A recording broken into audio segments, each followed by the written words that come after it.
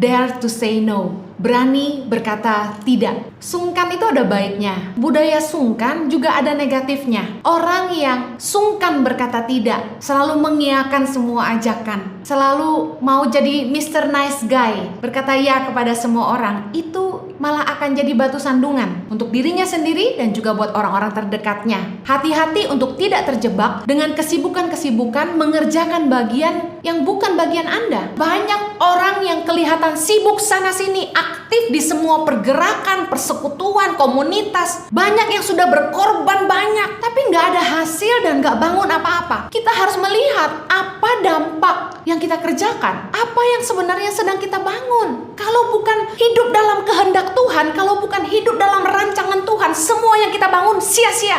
Orang yang hidup dalam kehendak Tuhan akan mengecap kemurahan. Kasih karunia Tuhan akan mengejar orang-orang yang hidup berkenan kepada Allah. Bagaimana kita berani berkata tidak? Yang pertama, beranilah berkata tidak kepada tawaran-tawaran yang bukan kehendak Tuhan dalam hidup kita. Beranilah berkata tidak kalau kita tahu itu tidak berkenan kepada Tuhan. Sukses tidaknya hidup manusia tidak bisa diukur dari kekayaannya di bumi saja. Dengar baik, jangan loba akan keuntungan gelap. Jangan demi untung besar nipu orang. Beranilah berkata tidak kepada tawaran yang tidak berkenan kepada Tuhan. Yang kedua, berani berkata tidak kepada hubungan-hubungan yang tidak berkenan kepada Tuhan. Jangan sampai kita tua dan kita berada di tempat yang salah. Tidak semua hubungan itu harus diteruskan, karena lebih baik berkenan kepada Tuhan daripada berkenan kepada teman. Jangan sungkan menolak ajakan teman bila Anda harus mengorbankan waktu dengan keluarga. Banyak orang sibuk mengurus orang banyak, tapi nggak jadi pemimpin bagi keluarganya sendiri. Beranilah berkata tidak mulai hari ini. Orang bijak berani berkata tidak. Mari kita berdoa. Bapa, terima kasih buat anugerah-Mu. Kami bersyukur buat penyertaan-Mu yang luar biasa, Tuhan. Bapa, sebentar hamba-Mu akan menyampaikan isi hati-Mu.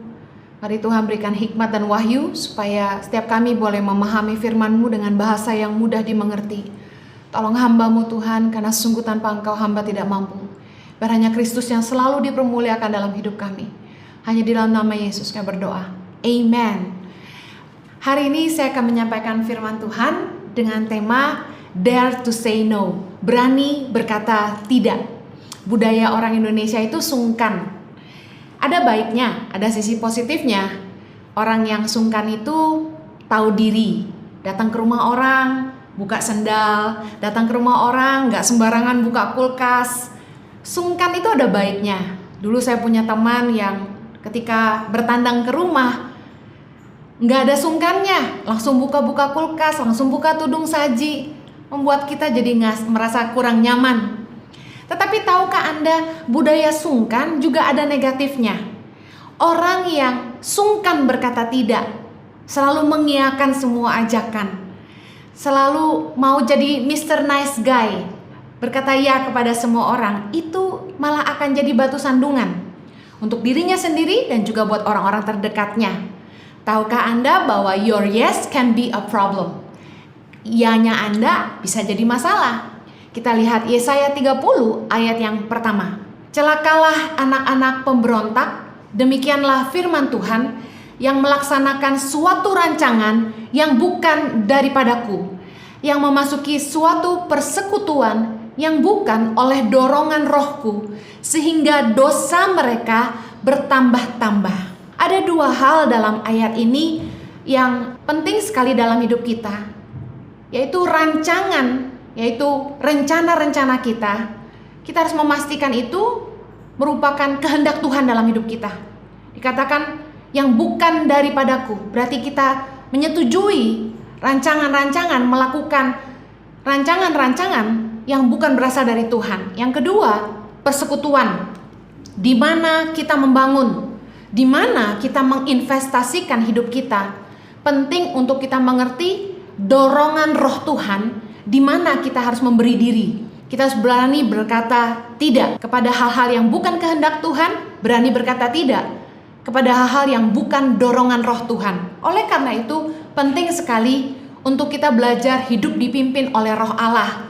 Biasakan untuk selalu berdoa sebelum meeting, sebelum mengambil keputusan, terutama untuk menentukan rencana-rencana ke depan. penting sekali kita melibatkan Tuhan di dalam doa dan minta pimpinannya di dalam hidup kita, bahkan tanda-tanda.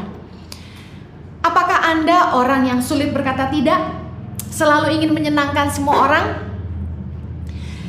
Pastikan ketika Anda menerima tawaran-tawaran, Anda membawanya ke dalam doa. Apakah ini kehendak Tuhan dalam hidup Anda? Hati-hati untuk tidak terjebak dengan kesibukan-kesibukan mengerjakan bagian yang bukan bagian Anda. Tidak semua pintu yang terbuka itu datang dari Tuhan. Contoh pelayanan. Saya pernah cerita ini di khotbah sebelumnya. Saya ikut pelayanan di gereja sebagai jiwa baru yang rindu melayani. Saya terima ketika diajak, ayo melayani. Nah, biasanya pelayanan di gereja itu dimulainya dari pintu. Kita harus jadi asyir terlebih dahulu. Wah, bangga sekali ketika bisa jadi asyir di gereja pertama kali. Lalu teman-teman mulai ngajak lagi, dance yuk, dance yuk. Saya ikut lagi tim dancer, menari di gereja. Kemudian ketika pindah ke Australia, sekolah di sana, diajakin teman-teman, singer yuk, kamu kan bisa nyanyi. Ikut lagi singer. Lalu aktif di dunia singer, praise and worship, menjadi worship leader dan sempat memimpin tim singer, song leader dan choir selama 8 tahun kurang lebih. Dan ternyata semua yang saya kerjakan dari masa remaja sampai usia dewasa, di mana saya menggeluti dunia tarian dan nyanyian, hari ini apa yang saya kerjakan, apa yang menjadi kehendak Tuhan dalam hidup saya, tidak ada hubungannya sama sekali. Kalau kita nggak ngerti kehendak Tuhan dalam hidup kita, kita akan habis waktu mengerjakan hal-hal yang bukan bagian kita. Sedangkan kita harus sadar bahwa waktu kita terbatas, hidup kita terbatas. Jangan sampai kita berlelah-lelah menjadi tua dan tidak membangun apa-apa. Tidak semua pintu yang terbuka itu datang dari Tuhan. Pekerjaan. Ketika kita ditawari berbagai macam pekerjaan, saya dan Jojo sempat mengalami di mana di satu fase ketika kami sedang menjalani panggilan Tuhan dalam hidup kami. Puji Tuhan, kami sudah tahu apa yang Tuhan mau buat hidup kami, yaitu mengeluarkan orang dari kemiskinan di Indonesia. Nah, ketika di Indonesia kami mendapatkan beberapa tawaran pekerjaan yang sangat menggiurkan, gaji besar, diberi fasilitas rumah, mobil dan sebagainya. Tapi saya bersyukur ketika Roh Tuhan memimpin saya untuk tidak takut kepada manusia, tapi takut kepada Tuhan. Saya dan Jojo mengambil keputusan menolak tawaran-tawaran yang diberikan meskipun gajinya luar biasa. Sementara ketika kami harus menyambut panggilan Tuhan dalam hidup kami, jaminannya tidak ada. Bagaimana kami hidup, siapa yang support kami, tidak ada yang tahu dan kami pun tidak tahu. Tapi kami melangkah dengan iman karena kami tahu kehendak Tuhan. Tidak semua pintu yang terbuka itu datang dari Tuhan. Jadi kita harus selalu gumulkan apa yang menjadi rancangan Tuhan dalam hidup kita. Efesus 5 ayat 17 berkata, sebab itu janganlah kamu bodoh, tetapi usahakanlah supaya kamu mengerti kehendak Tuhan. Untuk tahu kehendak Tuhan itu nggak gampang, harus diusahakan. Tapi kalau kita nggak ngerti kehendak Tuhan, kita akan jadi orang bodoh. Kalau ditanya bagaimana mencari kehendak Tuhan, kalau pengalaman saya pribadi, saya gumulkan dalam doa pagi, siang, dan malam. Terus gumulkan di dalam doa yang tidak ada putus-putusnya sampai saya menemukan Mazmur 139 ayat 16 berkata dalam Alkitab Bahasa Indonesia Sehari-Hari, engkau melihat aku waktu aku masih dalam kandungan. Semuanya tercatat di dalam bukumu, hari-harinya sudah ditentukan sebelum satu pun mulai. Saya disadarkan bahwa ketika saya masih di dalam rahim ibu saya, Tuhan sudah menuliskan sebuah kehidupan untuk seorang Henny seperti yang dia mau di dalam kitab kehidupan. Oleh karena itu saya sangat percaya kalau setiap orang bisa lahir ke dunia ini, mereka lahir dengan rencana Tuhan dalam hidup mereka. Tidak ada seorang pun yang layak hidup sia-sia. Oleh karena itu saya terus menggumuli apa yang Tuhan mau untuk hidup saya, dan saya bersyukur pada akhirnya saya menemukan ketika Tuhan berbicara kepada saya, Henny, apa yang paling dibutuhkan oleh orang miskin. Dan hari ini Tuhan membuktikan janjinya setia, firman-Nya ya dan amin. Sudah 14 tahun kami menghidupi bagaimana saya dan Jojo dibawa Tuhan dari satu pulau ke pulau yang lain, mengentaskan kemiskinan lewat pendidikan, makanan bergizi, pemberdayaan masyarakat, mobile klinik, sekolah penjara, dan lain sebagainya. Tahukah Anda banyak orang yang kelihatan sibuk sana sini, aktif di semua pergerakan, persekutuan, komunitas. Banyak yang sudah berkorban banyak, tapi nggak ada hasil dan nggak bangun apa-apa. Ketika saya bilang nggak ada hasil, bukan berarti tidak ada berkat yang kita taburkan, bukan tidak ada jiwa-jiwa yang kita layani. Tapi maksud saya, kita harus melihat apa dampak yang kita kerjakan, apa yang sebenarnya sedang kita bangun. Contoh hidup saya sibuk melatih choir, sibuk mimpin pujian dan sebagainya. Apa yang saya bangun hari ini? Saya tidak jadi Henny Simorangkir. Kira-kira seperti itu kalau kita mau berpikir apa yang kita sedang bangun. Mazmur 127 ayat yang pertama berkata, "Jikalau bukan Tuhan yang membangun rumah, sia-sialah usaha orang yang membangunnya. Jikalau bukan Tuhan yang mengawal kota, sia-sialah pengawal berjaga-jaga. Sia-sialah kamu bangun pagi-pagi dan duduk-duduk sampai jauh malam dan makan roti yang diperoleh dengan susah payah, sebab ia memberikan kepada yang dicintainya pada waktu tidur." Ayat ini sering disalahgunakan oleh orang malas. Dia tidur-tidur aja karena dia berpikir Tuhan akan memberkati dia saat dia tidur. Tapi ayat ini sebenarnya sedang memberitahu kepada kita, kalau bukan hidup dalam kehendak Tuhan, kalau bukan hidup dalam rancangan Tuhan, semua yang kita bangun sia-sia. Orang yang hidup dalam kehendak Tuhan akan mengecap kemurahan. Kasih karunia Tuhan akan mengejar orang-orang yang hidup berkenan kepada Allah. Itu arti firman Tuhan ini. Saya mau tutup dengan 3 poin. Bagaimana kita berani berkata tidak. Yang pertama, beranilah berkata tidak kepada tawaran-tawaran yang bukan kehendak Tuhan dalam hidup kita. Contoh, kerjasama yang tidak jujur, join bisnis yang tidak halal. Kita tahu bahwa beberapa bisnis itu merugikan orang banyak. Tapi ada bisnis-bisnis yang jadi berkat bagi orang banyak. Tapi kebanyakan orang karena serakah lebih fokus kepada keuntungan yang besar. Gak banyak orang yang mau ngambil keuntungan kecil, karena yang mereka lihat adalah uang. Tapi kalau kita tahu, meskipun diiming-imingi uang banyak, untung banyak, beranilah berkata tidak kalau kita tahu itu tidak berkenan kepada Tuhan. Amsal 1 ayat 10, saya akan baca agak panjang, ada 8 ayat, tapi ini penting. "Hai anakku, jikalau orang berdosa hendak membujuk engkau, janganlah engkau menurut. Jikalau mereka berkata, marilah ikut kami, biarlah kita menghadang darah, biarlah kita mengintai orang yang tidak bersalah dengan tidak semena-mena. Biarlah kita menelan mereka hidup-hidup seperti dunia orang mati, bulat-bulat, seperti mereka yang turun ke liang kubur. Kita akan mendapat pelbagai benda yang berharga. Kita akan memenuhi rumah kita dengan barang rampasan." Ayat yang ke-15 sampai ke-19 dikatakan begini, "Hai anakku, janganlah engkau hidup menurut tingkah laku mereka. Tahanlah kakimu daripada jalan mereka. Karena kaki mereka lari menuju kejahatan dan bergegas-gegas untuk menumpahkan darah. Sebab percumalah jaring dibentangkan di depan mata segala yang bersayap, padahal mereka menghadang darahnya sendiri dan mengintai nyawanya sendiri." Ayat 19, "Demikianlah pengalaman setiap orang yang loba akan keuntungan gelap, yang mengambil nyawa orang yang mempunyainya." Jangan tergiur melihat keuntungan yang besar. Jangan tergiur mendengar tawaran yang fantastik angkanya. Seorang teman ibu saya diberi tawaran untuk menaruh investasi dana tunai di salah satu bank ilegal. Awalnya saya dengar lancar-lancar saja, bunganya tinggi. Tetapi kemudian tiba-tiba ketika ibu saya memberi nasihat, jangan diteruskan, lakukan yang halal saja, meskipun bunga deposito kecil tapi lebih aman.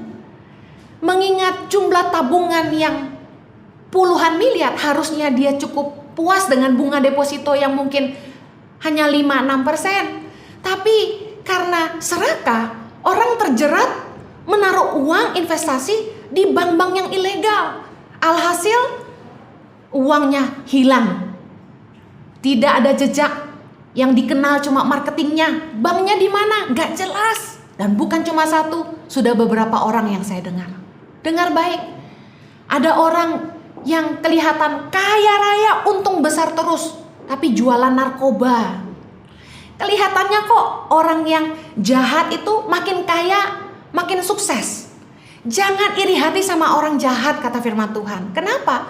Hari ini kita lihat mereka kaya, tapi belum tentu selama-lamanya mereka kaya. Dan kekayaan itu bukan ukuran sukses manusia.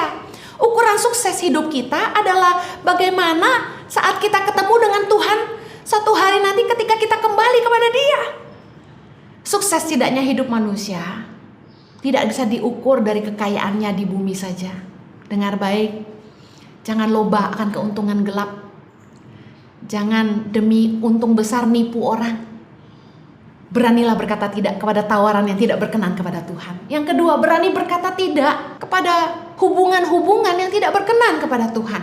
Tahukah Anda, tidak semua orang harus jadi teman. Tadi Yesaya 30 ayat 1 berkata, yang memasuki suatu persekutuan yang bukan oleh dorongan rohku, sehingga dosa mereka bertambah-tambah. Untuk terlibat dalam sebuah komunitas, untuk terlibat dalam sebuah organisasi, untuk terlibat dalam sebuah persekutuan kerjasama, kita harus berdoa dan minta pimpinan roh Tuhan dalam hidup kita.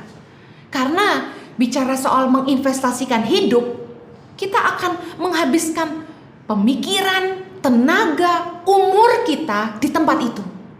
Jangan sampai kita tua dan kita berada di tempat yang salah. Banyak orang berkata, saya percaya tidak kebetulan kita ketemu. Tapi kenapa kita tidak memikirkan bahwa tidak semua pertemuan bukan kebetulan? Sekali lagi, tidak semua orang harus jadi teman kita.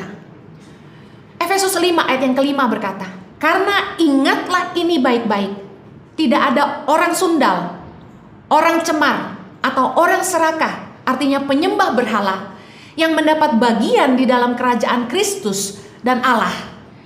Ayat ke-6, janganlah kamu disesatkan orang dengan kata-kata yang hampa, karena hal-hal yang demikian mendatangkan murka Allah atas orang-orang durhaka. Sebab itu janganlah kamu berkawan dengan mereka. Alkitab mencatat jelas, jangan berkawan dengan mereka. Siapa itu yang gak boleh jadi teman kita? Orang sundal, orang cemar, orang serakah, penyembah berhala. Biasanya kata-katanya manis untuk merekrut kita. Tapi dengan baik, firman Tuhan dengan tegas berkata, jangan berkawan dengan mereka. Tahukah Anda, tidak semua orang yang seagama dengan kita itu seiman. 1 Korintus 5 ayat 11, tetapi yang kutuliskan kepada kamu ialah, supaya kamu jangan bergaul dengan orang yang sekalipun menyebut dirinya saudara, ialah orang cabul, kikir, penyembah berhala, pemfitnah, pemabuk atau penipu. Dengan orang yang demikian, janganlah kamu sekali-kali makan bersama-sama. Kita bisa kenal banyak orang, tapi tidak semua orang perlu duduk makan sama kita. Bicara makan bersama itu adalah bangun hubungan. Orang kalau udah mulai diajak makan bareng-bareng artinya ingin kenal lebih dekat. Kalau calon mertua ngajak calon menantu makan, itu pertanda bagus. Berarti ingin kenal lebih dekat. Dengar baik, dikatakan ayat ini, sekalipun menyebut dirinya saudara, artinya seagama belum tentu seiman. Meskipun sama-sama orang percaya, belum tentu senilai. Jangan duduk makan sama mereka. Kalau Anda berkata, loh Bu Heni, kan kita gak boleh menghakimi. Yesus aja datang untuk orang berdosa. Yes, Yesus datang untuk menyelamatkan mereka. Jadilah sahabat sampai mereka bertobat. Tapi dengar baik, tidak semua hubungan itu berasal dari Tuhan.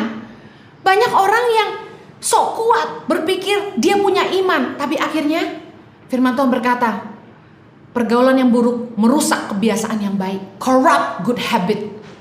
2 Korintus 6 ayat 14 berkata, janganlah kamu merupakan pasangan yang tidak seimbang dengan orang-orang yang tak percaya. Sebab persamaan apakah terdapat antara kebenaran dan kedurhakaan? Atau bagaimanakah terang dapat bersatu dengan gelap? Mau dipaksakan kayak gimana juga? Kalau kita sadar kita tidak senilai, akan sulit dipaksakan. Saya mencoba akrab dengan beberapa orang beberapa kali. Saya pikir nggak usah pandang dia siapalah, saya mau jadi temannya. Tapi dipaksakan kayak gimana pun gak nyambung. Tidak semua hubungan itu harus diteruskan, karena lebih baik berkenan kepada Tuhan daripada berkenan kepada teman. Yang terakhir, berani berkata tidak kepada ajakan-ajakan. Tidak semua ajakan harus diterima. Jangan sungkan menolak ajakan teman bila Anda harus mengorbankan waktu dengan keluarga. Sungkan kepada orang banyak tapi malah melukai pasangan sendiri. Sungkan berkata tidak ketika diajak teman-teman kantor makan malam bersama, sementara Anda tahu anak dan istri menunggu di rumah. Sungkan berkata tidak kepada ajakan meeting di hari-hari libur di mana keluarga berharap Anda mau mengajak keluarga pergi dan berlibur bersama. Tidak ada yang lebih menjengkelkan bagi saya kalau suami saya memilih pergi dengan teman-temannya daripada makan malam bersama saya dengan anak-anak saya. Puji Tuhan, hari ini Jojo jauh lebih baik. Sungkan dengan keluarga besar, mengorbankan kebutuhan keluarga sendiri. Banyak sekali ibu-ibu yang kirim message ke saya. Mereka komplain, mereka bilang suaminya tidak menafkahi. Uangnya semua dikasih ke papa mamanya. Lah, buat apa nikah kalau nggak mau jadi seorang bapak? Bapak itu artinya sumber, dari bahasa aslinya abah. Seorang laki-laki makanya harus mengerjakan ladangnya baru bangun rumahnya. Artinya apa? Orang yang mapan itu bukan orang yang kaya raya punya segalanya. Not the have. Orang yang mapan itu artinya mampu menafkahi keluarga, baru boleh menikah. Buat apa menikah kalau nggak mau jadi bapak? Keluarga harus jadi prioritas dalam hubungan. Jangan mengorbankan orang terdekat yang justru ada dengan kita di saat kita susah. Di masa-masa COVID-19 ini, siapa yang masih tinggal bersama Anda kalau bukan keluarga? Tapi sebelum COVID, terlalu sibuk kan sampai ninggalin keluarga, jarang makan malam bersama, haleluya. Bahkan jarang mesbah keluarga. Mungkin ada yang tidak pernah mesbah keluarga, tapi rajin khotbah di mana-mana. 1 Timotius 3 ayat yang kelima. Jikalau seorang tidak tahu mengepalai keluarganya sendiri, bagaimanakah ia dapat mengurus jemaat Allah? Banyak orang sibuk mengurus orang banyak, tapi nggak jadi pemimpin bagi keluarganya sendiri. Beranilah berkata tidak mulai hari ini. Saya sendiri koreksi diri. Saya mulai berani berkata tidak kepada siapapun untuk semua tawaran-tawaran khotbah di waktu-waktu keluarga saya. Tapi saya percaya, bukannya saya tidak mau melayani, karena melayani keluarga sendiri adalah ibadah. Yang terakhir, beranilah berkata tidak ketika teman-teman ngajak nonton film porno, lihat gambar porno, diajak minum minuman keras, mabuk-mabukan, diajak berjudi, diajak mencuri, diajak berkelahi. Berani berkata tidak. Saya dengar beberapa bapak-bapak mulai terjebak nonton film porno di masa COVID-19, nganggur, gak ada kerjaan. Kenapa? Dimulai dari grup-grup WA, teman main badminton, teman sesama penggemar sepak bola, teman-teman reuni SMA. Wah, cilaka. Mulai dikirimi gambar-gambar yang bikin nafsu. Rumah tangga pun mulai bermasalah, istri-istri mulai komplain, suami nuntut, diladeni dengan gaya macam-macam. Saudara dengar baik, jangan kotori pikiranmu dengan video porno, gambar porno. Yesus berkata, laki-laki yang memandang perempuan mengingini dalam hati sudah berbuat zina. Jangan nonton film porno. Kita sudah jelas berbuat dosa terus. Karena bagaimanapun juga, artis-artis film porno lebih aduhai daripada pasangan Anda. Bertobatlah, berhenti, bersihkan pikiranmu. Meskipun alam bawah sadarmu sudah separuh rusak, beri waktu untuk sembuh.